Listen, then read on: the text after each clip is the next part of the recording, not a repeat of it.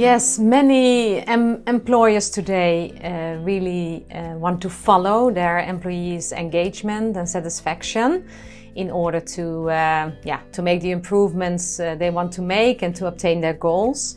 What is really important to realize is that there are different types of ways of doing this, different types of surveys to conduct internally.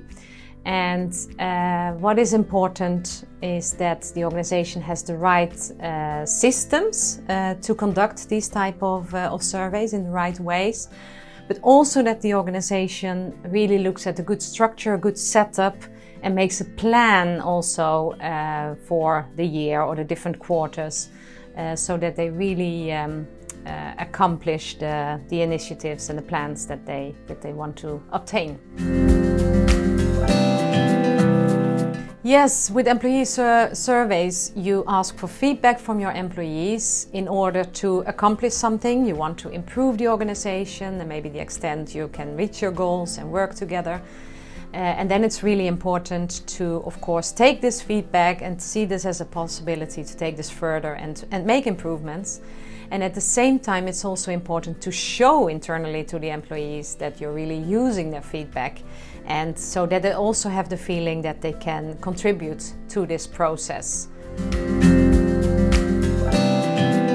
Yes, you can conduct different types of surveys, but among your employees. But if we consider the employee engagement survey, which is the most often used by employers, then there are questions about the working environment, it's about the leader, it's about communication, it's about compensation and development opportunities for myself as an employee.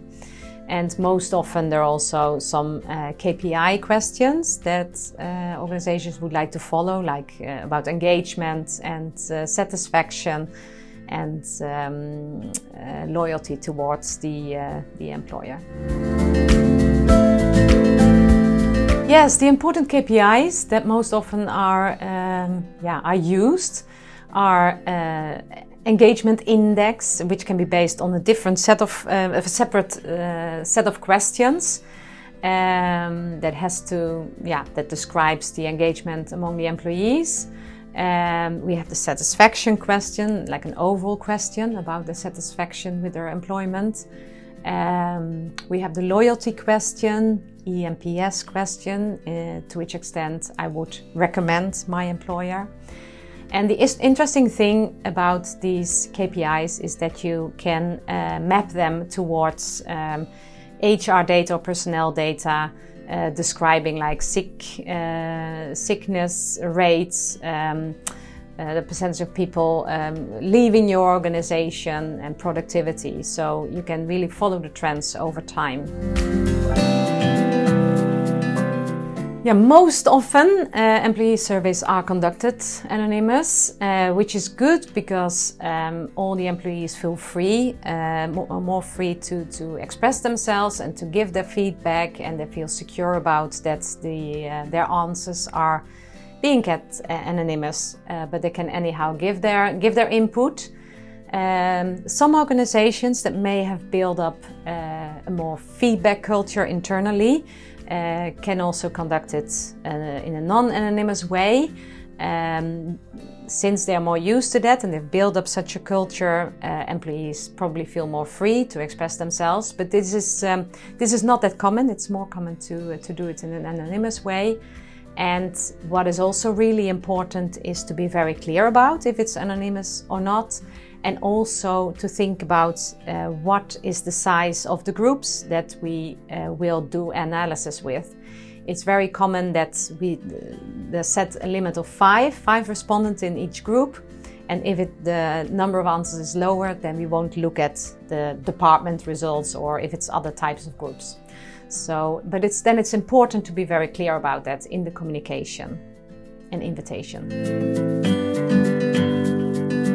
Yes, that's a question we often get from our customers, like how often should we measure our employees' engagement?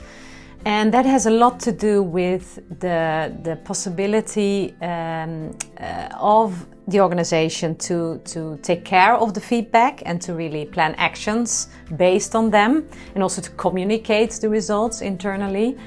Some organizations can handle this like on a monthly basis and really make good improvements and progress.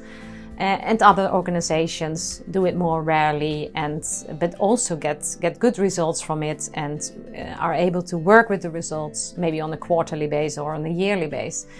So that is an important fact to consider when discussing the frequency of how often you should measure.